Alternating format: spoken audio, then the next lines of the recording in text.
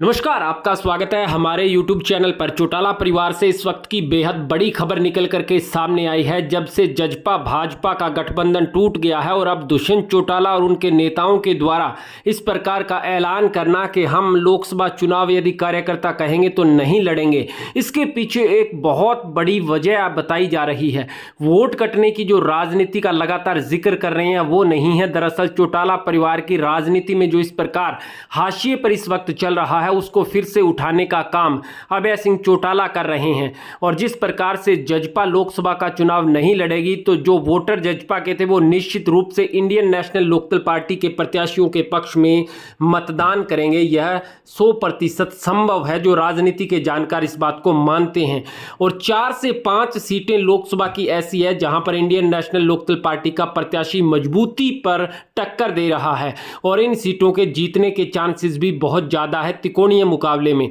ऐसे में जब कांग्रेस पार्टी और आम आदमी पार्टी का गठबंधन भाजपा और इनेलो के प्रत्याशी जब आमने सामने होंगे तो मुकाबला बड़ा रोचक होगा, कांटे की टक्कर रहेगी और उसमें अहम भूमिका अदा करेंगे जो वोटर जजपा के रहेंगे। वो भाजपा के साथ नहीं जाएंगे, कांग्रेस पार्टी के साथ नहीं जाएंगे, खुद का प्रत्याशी नहीं होगा और पुरानी पार्टी इनेलो के प्रत्याशी चुनाव मैदान में होंगे। और जिस प्रकार के राजनीतिक घटनाक्रम तेजी से घट रहे हैं उसके हिसाब से अभय सिंह चौटाला बड़ा धमाका हरियाणा की राजनीति की सियासत में कर सकते हैं। और अभय सिंह चौटाला वो नेता हैं जो ओम प्रकाश चौटाला के बाद इनेलो की बागडोर संभाल रहे हैं। ओम प्रकाश चौटाला को तो भले ही कोई न जानता हो क्योंकि पूरी दुनिया उनके नाम का डंका मानती है। और जब चुनाव के समय सीट बंटवारे को लेकर के बात आती है तो राजनीतिक और सियासी गोटियां इस तरह से फिट करते हैं कि सामने वाली पार्टियां देख करके चौंक जाती है। जो प्रत्याशी चुनाव मैदान में लाया जाता है वो जातीय समीकरणों और सामाजिक समीकरणों और राजनीतिक समीकरणों को साध करके दिया जाता है और वही प्रत्याशी फिर सभी को चारों खाने चित्त कर देता है। ऐसे में घटनाक्रम में यह भी कहा जा रहा है कि चौटाला परिवार साठगांठ करके चुनाव लड़ सकता है। यह बात तो बहुत दूर की बात है, लेकिन एक बात तो तय है कि यदि दुष्यंत चौटाला फिलहाल लोकसभा का चुनाव लड़ते हैं और उनकी बुरी तरह से हार होती है तो फिर 6 महीने के बाद होने वाले विधानसभा चुनाव में जजपा की हवा पहले ही निकल जाएगी और ऐसा रिस्क दुष्यंत चौटाला कभी लेना नहीं चाहेंगे। ऐसे में दुष्यंत चौटाला चुनाव न लड़ करके इनडायरेक्ट रूप से इनेलो के समर्थन में यदि वो ना कहेंगे तो भी उनके वोटर जो अपनी पुरानी पार्टी को वोट देंगे। और इनेलो जो है कम से कम 3 से 5 सीट के बीच इस वक्त लोकसभा चुनाव की जीतती हुई नजर आ रही है। यदि राजनीतिक गोटियां पूरी तरह से फिट बैठ गई तो फिर भाजपा को कड़ी टक्कर देंगे। और उसके बाद जब विधानसभा चुनाव में इनेलो जाएगी तो ना तो इनेलो इंडिया का गठबंधन है ना ही एनडीए में शामिल है। अकेले दम पर 4 से 5 सीटें लोकसभा जीत करके विधानसभा में जाएगी तो फिर उनको अन्य दल भी सहारा अपने गठबंधन में मिलाने की कवायद करेंगे।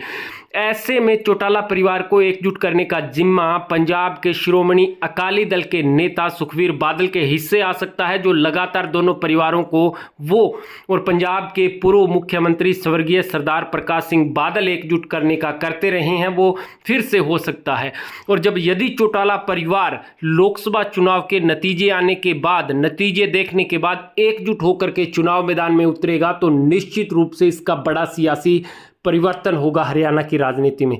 लेकिन देखना तब यह होगा कि इनेलो अपने अकेले दम पर 4 से 5 लोकसभा की सीट जीत करके क्या विधानसभा चुनाव में जजपा को साथ लेने का प्रयास कर सकती है।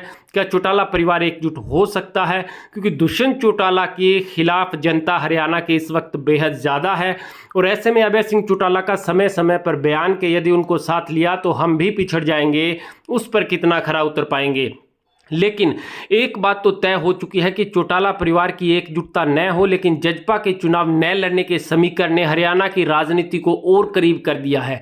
जजपा चुनाव न लड़ेगी, इसका फायदा भाजपा को नहीं होगा, सीधा फायदा इनेलो को ही होगा।